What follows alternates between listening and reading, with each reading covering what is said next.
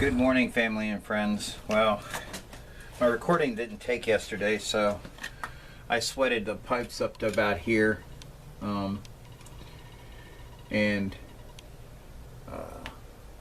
I noticed down here where I want it to keep separated, the unions that are facing this way. So if the union this way is facing, that's where it leaks. So I'm going to sweat that. So what I've done on the other side is I just took some 220 sandpaper and try not to get dirty because I got to help my boy with his truck in lieu of going for a bike ride, but that's all right. You know, we make sacrifices for our kids, and I wouldn't have it any other way. So I'm just gonna fit that back together. Oh, it's not very good there either. But there is oil in this, so I didn't flux these up. Dang it.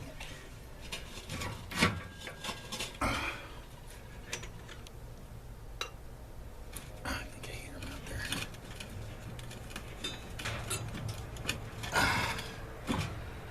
So, wrap some flux around there.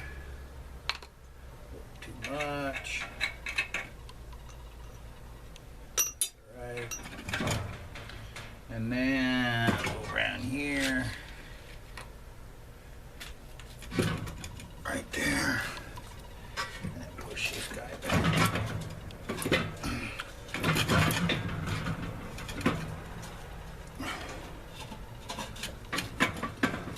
Alright. So. Alright. I got a leak up here too. Yeah, I got a leak up top where it's going into the hose. So I may have to do that a little differently. It's like all over the valve right now. I got to clean this up. Put a catch can down there. Every time I clean it up, I get more on me. Anyway, let me get my stuff for soldering. My air intake is going to a couple of cans. Got duct tape together. Going to my vacuum. I tried a heat gun, but it didn't work. I've got it piped and sweated down to that 45. That little cap there is where a T valve is, or a T union is. That valve is a ball valve now. The problem I'm having is it drips, but it drips to the side and it doesn't drip down in the center like most YouTube videos I've seen. So it just, right now the T valve's worthless, because the way the ball valve opens is it opens like this. So along that edge there, it'll open like that, and then it'll go down the edge instead of down the center. But as opposed to the other valve I have, which is a gate valve, which would actually, since I have it sideways, it would go in like this and that. But that one leaks, so it's kind of moot. I do have some leaks. I'm going to set up here and start sweating the rest of this pipe. I purposely left this loose down here. I may or may not. You could see the unions where it needs to be sweated, but you can see the oil down there. But I'm going to fire this up a little bit later after I sweat these pipes. I did make sure my camera was recording again. So I've sanded the inside of these pipes and put some flux on that.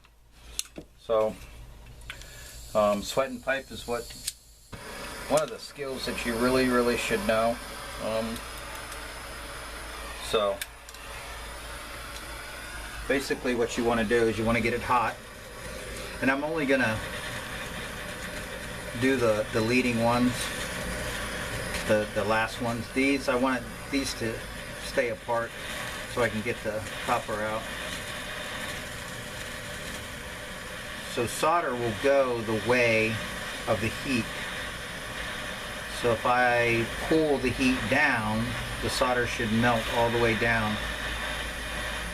So I put a generous amount on each side.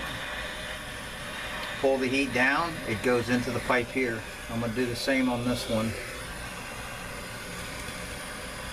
Heat it up.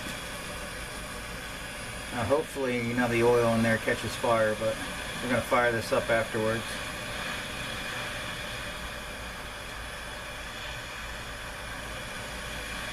You see that solder melt?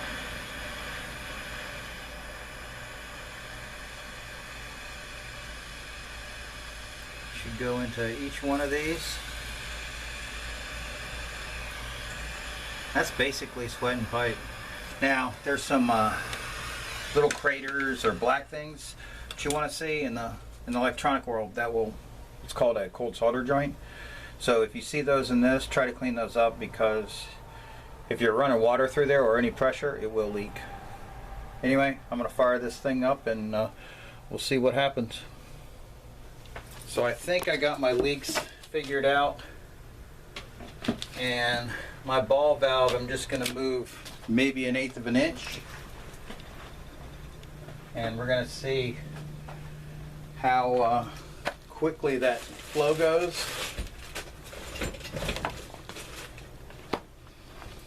So let me move my can over a little bit. So right now I don't have anything going in. So I'm going to open up my ball valve a little bit more. This T, where I can't see anything, I put a T in here so I could see the flow, but I can't really see anything. It probably works better for a galvanized setup. Get my work light here.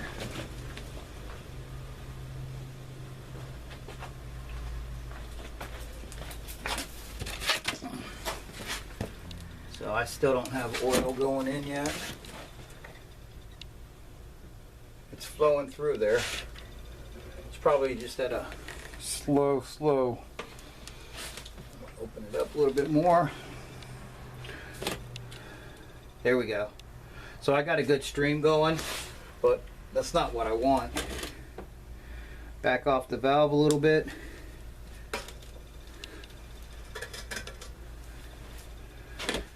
Back it off even more.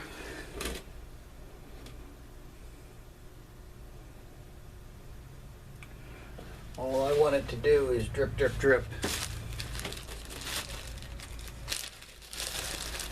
So I think it may be starting to drip.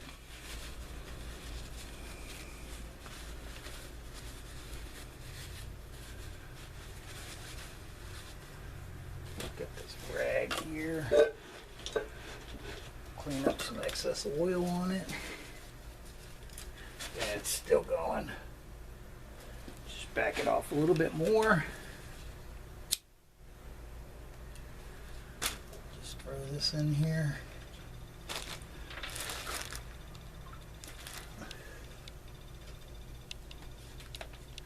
So I got a nice stream going, but that's not what I want. So I want that to go down into the oil. So it takes a little bit to get the oil burning. I mean, it's got like a 220 flash point, 220 degrees Fahrenheit, or 225, something like that. So you got to let this flame hit for a little bit. In the meantime, you can get your oil just dripping, because right now it's just flowing. So just like anything, make your adjustment, wait for it to stabilize, and then you can make it more adjustments. So right now it's dripping, but I did have the valve all the way off. So if you could afford to put a needle valve in, that's the best one. It'll drip straight down, and you would be able to see in this T it dripping straight down, but I can't because it's dripping on the side. So we're going to leave it at that. That seems to be the best way to do this right now. So fire extinguisher's ready. I'm going to turn on some air. It's going to get a little noisy, but I'm going to see if I can get that thing to ignite a little more. So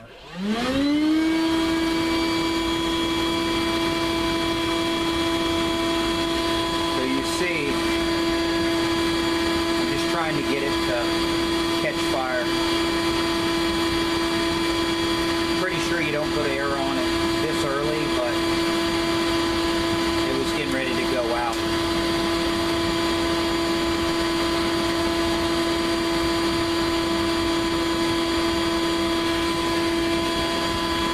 And I know this is noisy and I apologize.